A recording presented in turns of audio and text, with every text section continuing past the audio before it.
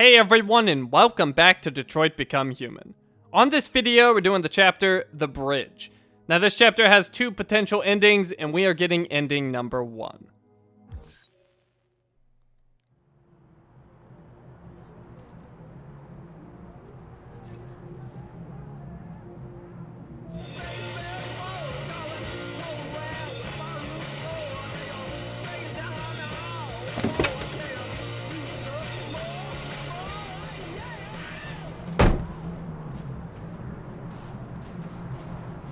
Okay, and right away, there is a magazine you can read on this bench.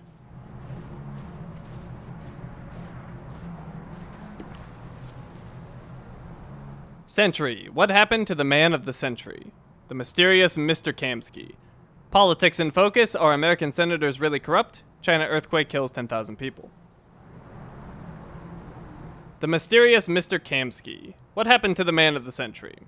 In 2028, Elijah Kamsky was our man of the century. His creations have transformed our world. Androids didn't just revolutionize the economy, they changed the way we live, restructured our family life, and altered the balance of society forever, whether for good or bad. Shortly after, Kamsky had disappeared, ousted as CEO of CyberLife and living in obscurity outside the media glare. The man of the century has left the very world that he created, or that he recreated. Kamsky's story begins in 2018, when commercial property in Detroit was cheap and attracting many startups. The college graduate bet what little he had on developing an Android prototype and spent years to no avail, until hitting on two breakthroughs: blue blood and biocomponents. After unveiling his first working model, which publicly passed face-to-face Turing tests and stunned the world, plans were laid for mass production, and CyberLife rapidly became the most valuable stock in the world. Yet at the peak of CyberLife's powers, when the company was approaching a $500 billion valuation, rumors emerged that Kamsky disagreed with his shareholders over strategy. He later departed under mysterious circumstances. Today, sources claim Kamsky is living in a luxurious villa by the water, somewhere on the outskirts of his beloved Detroit, refusing all visitors and spending his time exclusively with androids. And the most interesting question remains unanswered. What's in the mind of the mysterious Mr. Kamsky? Detroit today, markets predict war. Stock exchange falls 10% on fear of Arctic conflict. President Warren at 33% approval. CyberLife, world's first trillion-dollar company.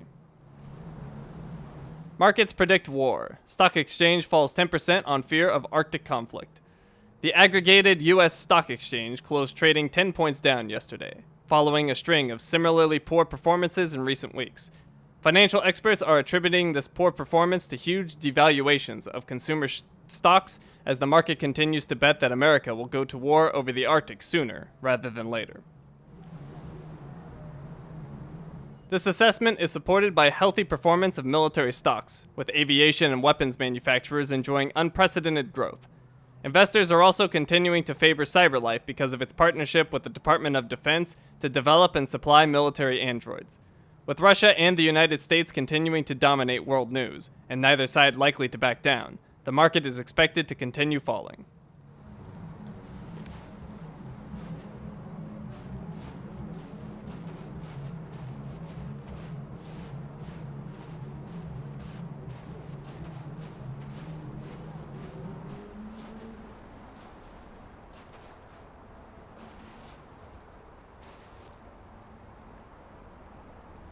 Nice view, huh?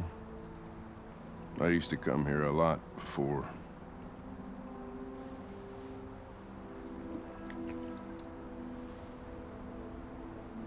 Before? Before what?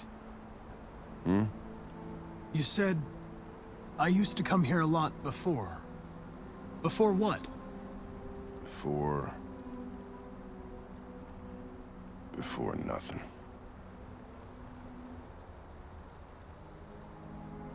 Personal question. Can I ask you a personal question, Lieutenant? Do all androids ask so many personal questions, or is it just you? Suicide. Why are you so determined to kill yourself? Some things I just can't forget. Whatever I do, they're always there, eating away at me. I don't have the guts to pull the trigger, so I kill myself a little every day. That's probably difficult for you to understand, huh, Connor? Nothing very rational about it.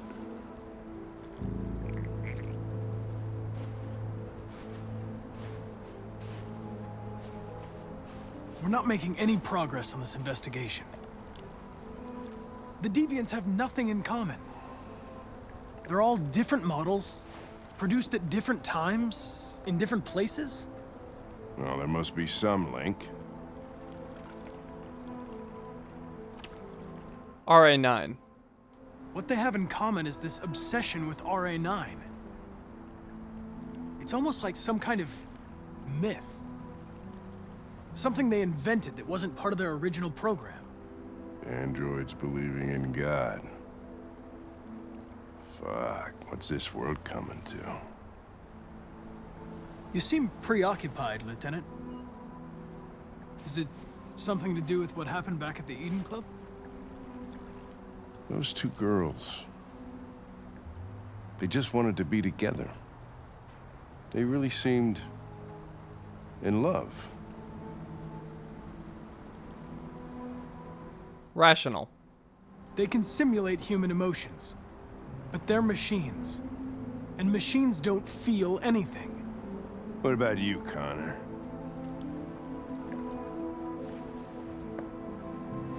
You look human, you sound human, but what are you really? Neutral.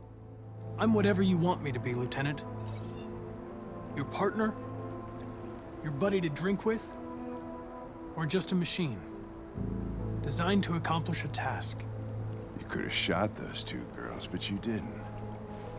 Why didn't you shoot Connor? Some scruple suddenly enter into your program? Truth. No. I just decided not to shoot. That's all.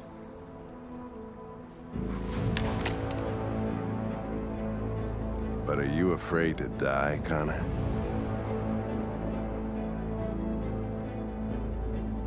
Yes. I would certainly find it regrettable to be interrupted before I can finish this investigation. What'll happen if I pull this trigger? Hmm? Nothing? Oblivion? Android heaven? Nothing. Nothing. There would be nothing.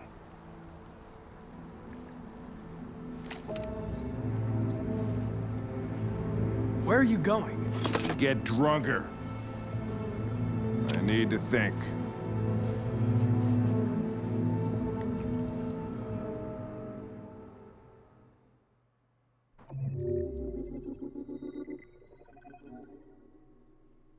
Alright, and that chapter is complete.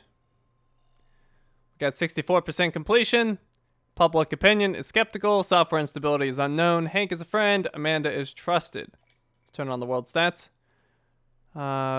Only 54% read that second magazine. Only 28% decided to talk about suicide. 52% showed fear.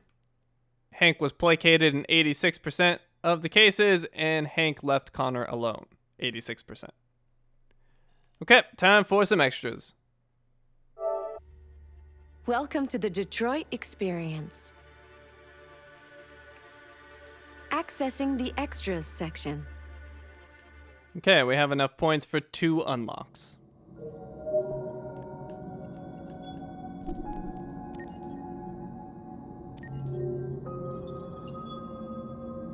Hank Snow. Having started out as a beat cop in Detroit's streets, he knows the winters are cold and pitiless. This winter coat may have seen better days, but it gets the job done.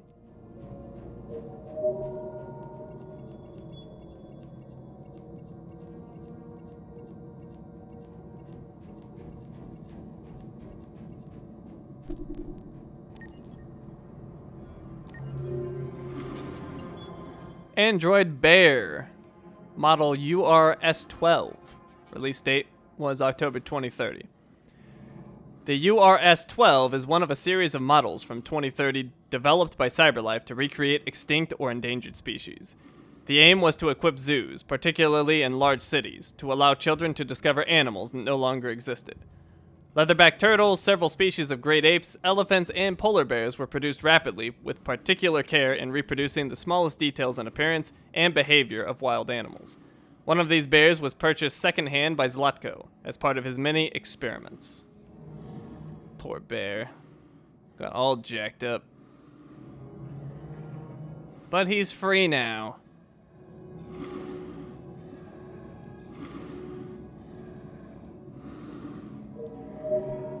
Alrighty, and we are out of points. Let me just get rid of the new tag on the magazines.